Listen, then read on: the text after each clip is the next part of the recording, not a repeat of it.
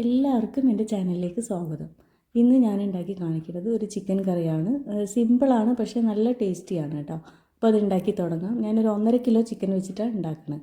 അപ്പോൾ ചൂടായ പാത്രത്തിലേക്ക് ഞാൻ 4 ടേബിൾ സ്പൂൺ വെളിച്ചെണ്ണ ഒഴിച്ചു.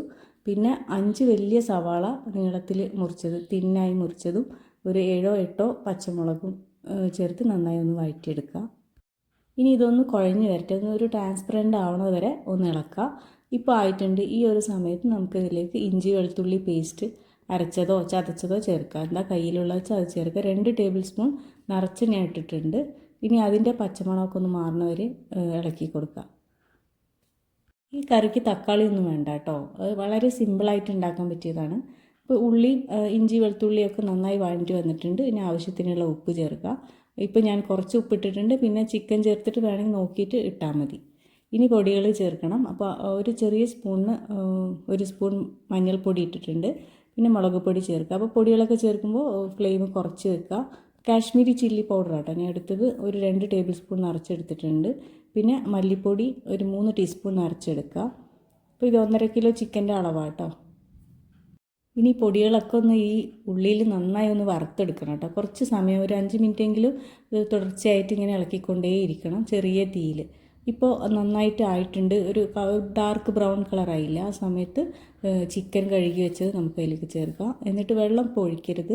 ഈ ചിക്കനും ഈ മസാലയും കൂടെ നന്നായി ഒന്ന് ഇളക്കി യോജിപ്പിക്കണം. ഒരു 5 മിനിറ്റോളം ഇളക്കിക്കൊണ്ടിരിക്കണം കേട്ടോ. എന്നിട്ട് ചിക്കൻ്റെ ആ ഒരു കളറ് മാറി വരില്ല, ഒരു വെള്ള കളറായിട്ട് വരും. അതുവരെ നമുക്ക് ഇളക്കണം. എന്നാലാണ് ഈ ചിക്കൻ്റെ ഉള്ളിലേക്ക് ഈ മസാലയൊക്കെ പിടിക്കുള്ളൂ.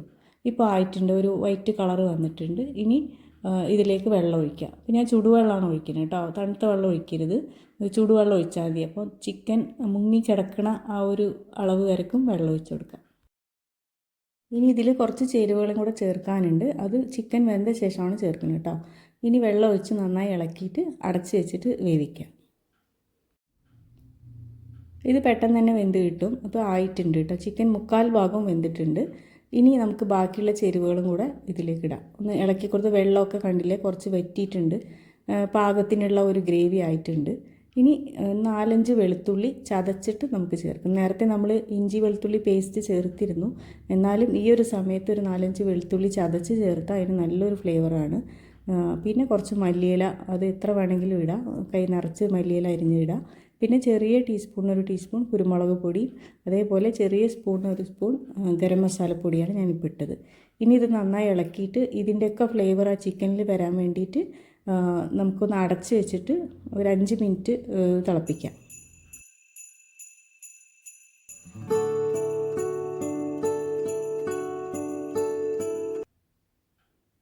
ഇപ്പോൾ 5 മിനിറ്റ് കഴിഞ്ഞിട്ടുണ്ട്. മുകളിൽ എണ്ണയൊക്കെ തെളിഞ്ഞ് വന്നിട്ടുണ്ട്. ഇനി നമുക്കിത് അടുപ്പിൽ നിന്ന് മാറ്റാം. ഇനി ഒന്ന് താളിക്കണം. അപ്പോൾ നേരത്തെ നമ്മൾ എണ്ണ ഒഴിച്ചിട്ടൊക്കെ വഴറ്റിയെടുത്തതാണ്. എന്നാലും ഏറ്റവും അവസാനം ഇതുപോലെ കുറച്ച് ഒരു 1.5 സ്പൂൺ നെയ്യ് ഒഴിച്ചിട്ട് ഒരു 6-7 ചെറിയുള്ളി വട്ടത്തിൽ മുറിച്ചിട്ട് അതൊന്ന് മൊരിയിപ്പിച്ചെടുക്കുക.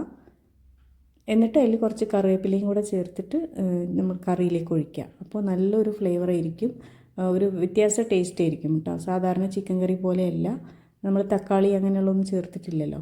ഇനി നമുക്കതിലേക്ക് ഒഴിക്കുക. അപ്പോൾ ഈ ഒരു കറി എന്തിൻ്റെ കൂടെയും കഴിക്കുക. ചോറിൻ്റെ കൂടെ, നെയ്ച്ചോറിൻ്റെ കൂടെ, പൊറോട്ട, ചപ്പാത്തി, ഭട്ടൂറ എന്തിൻ്റെ കൂടെ വേണമെങ്കിലും പോകുന്നൊരു കറിയാണ് കേട്ടോ. എളുപ്പത്തിൽ ഉണ്ടാക്കാനും പറ്റും. അപ്പോൾ ഇങ്ങനെ ഉണ്ടാക്കാത്തവരുണ്ടെങ്കിൽ ഒന്ന് ട്രൈ ചെയ്ത് നോക്കിക്കോ, എന്തായാലും ഇഷ്ടമാവും.